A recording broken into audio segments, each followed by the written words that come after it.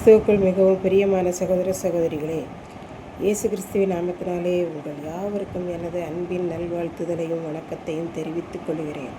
இன்றைய பகலின் குளிர்ச்சியான நாளின் தியான வசனம் யோவான் எழுதின சுவிசேஷம் 1ஆம் அதிகாரம் 14ஆம் வசனம். அந்த வார்த்தை மாம்சமாகி கிருபையினாலும் சத்தியத்தினாலும் நிறைந்தவராய் நமக்குள்ளே வாசம் பண்ணினார். தேவன் ஆதியில் இருந்து உலகத்தில் இருக்கிறார்.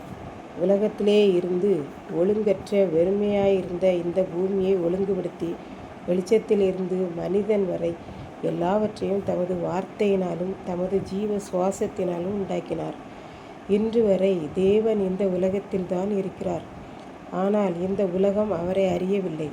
மனிதர்கள் எல்லாருக்கும் இப்படிப்பட்ட தேவனை நாம் அறிய வேண்டும் என்ற எண்ணமும் இல்லை என்று நாம் வசனத்தில் வாசிக்கிறோம். தேவன் அவருக்கு சொந்தமான இஸ்ரவேல் மக்களை மீட்டு ரட்சிக்க வேண்டும் என்று சித்தம் கொண்டு ஒரு யூதனாக வந்தார். ஆனால் அவருக்கு சொந்தமான இஸ்ரவேல் ஜனங்களோ இன்னும் அவரை மேசியாவாக ஏற்றுக்கொள்ளவில்லை. அதனால் தேவன் ஒன்று செய்தார்.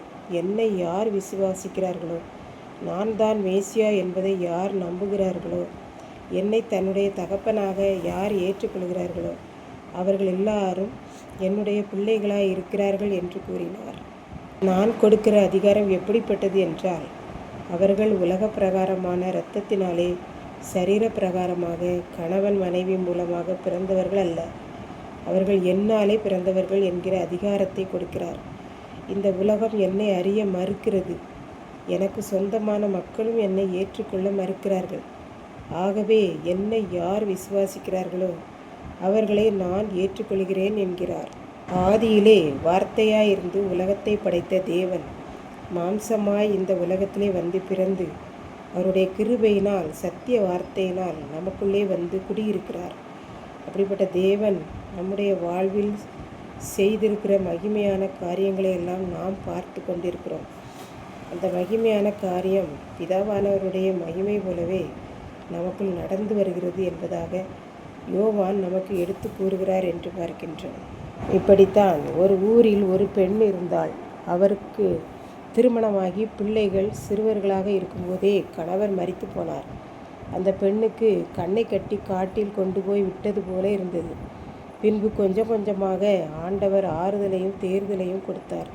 பிள்ளைகளை அரசு பள்ளியிலேயே படிக்க வைத்து தன்னால் எப்படி படிக்க வைக்க முடியுமோ அப்படி இந்த பிள்ளைகளை படிக்க வைத்தார்கள் அந்த அம்மா. பிள்ளைகளை எல்லாம் ஆண்டவரை நம்பி வளர்த்ததால் பிள்ளைகளுக்கும் தேவன் மேல் விசுவாசம் வந்தது. ஜெபத்தோடு வளர்ந்தார்கள். காலங்கள் கடந்தது. ஆண்டவரும் பிள்ளைகளுக்கு வேலை வாய்ப்புகளை எல்லாம் தந்தார். இன்று பிள்ளைகள் எல்லாரும் நல்ல நிலையில் இருக்கும்படி தேவன் கிருபை செய்திருக்கிறார். காரணம் என்னவென்றால், நாம் அவருக்கு சொந்தமானவர்கள் அல்ல. நாம் இந்த உலகத்தில் இருந்தாலும் முற்காலத்தில் அவரை ஏற்றுக்கொண்டவர்களும் அல்ல. ஆனால் என்னை என் தேவன் நடத்துவார் என்று அந்த தாயும் பிள்ளைகளும் குடும்பமாய் தேவனை விசுவாசித்தபடியால் அவர்கள் தேவனுடைய பிள்ளைகளாகி விட்டார்கள். ஆகவே தேவனாகிய இயேசு கிறிஸ்து கிருபையுள்ளவராய் இரக்கமுள்ளவராய் அந்த குடும்பத்திற்குள்ளாக வாசம் பண்ணினபடியால் எல்லாவற்றையும் நன்மையாக நடத்தினார் என்று பார்க்கின்றோம். இதை கேட்டுக்கொண்டிருக்கும் எனக்கன்பானவர்களே, இன்றைக்கு இந்த உலகத்தில் தேவனின் கிருபை அவருடைய சத்தியம் நமக்குள்ளே வந்து வாசம் பண்ணுகிறதா? அவ்வாறு அவர் நமக்குள்ளே வந்து வாசம் பண்ண வேண்டுமானால் நாம் அவரை மட்டும் நம் வாழ்விலே விசுவாசிக்க வேண்டும். அவரை மட்டும் நாம் ஏற்றுக்கொள்ள வேண்டும் என்று பார்க்கின்றோம். இந்த உலகத்தை தமது வார்த்தையினால் படைத்த போதும் இந்த உலகம் அவரை அறியவில்லை.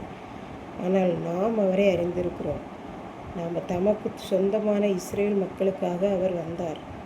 ஆனால் அவர்கள் அவரை விசுவாசிக்கவில்லை, ஏற்றுக்கொள்ளவும் இல்லை. இன்று நாம் ஒவ்வொருவரும் அவரை விசுவாசித்து ஏற்றுக்கொண்டால் அவர் நமக்குள்ளே வருகிற தேவனாய் இருக்கிறார். அந்த கிருபையை பெற்றுக்கொண்டு அவருக்குள்ளாக வாழ்வோம். கர்த்தர் தாமே நம்மை ஆசீர்வதிப்பாராக. ஆமென்.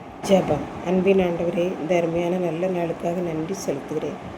இப்போதும் இதை கேட்டுக்கொண்டு இருக்கிற ஒவ்வொரு பிள்ளைகளும் உம்மை விசுவாசித்து ஏற்றுக்கொள்ளவும் தேவனாகிய நீர் அவர்களுக்குள்ளே வாழவும் அருள் புரியும். மீட்பர் இயேசு கிறிஸ்துவின் நாமத்திலே தாழ்மையோடு வேண்டிக் கொள்கிறேன் பிதாவே. ஆமென்.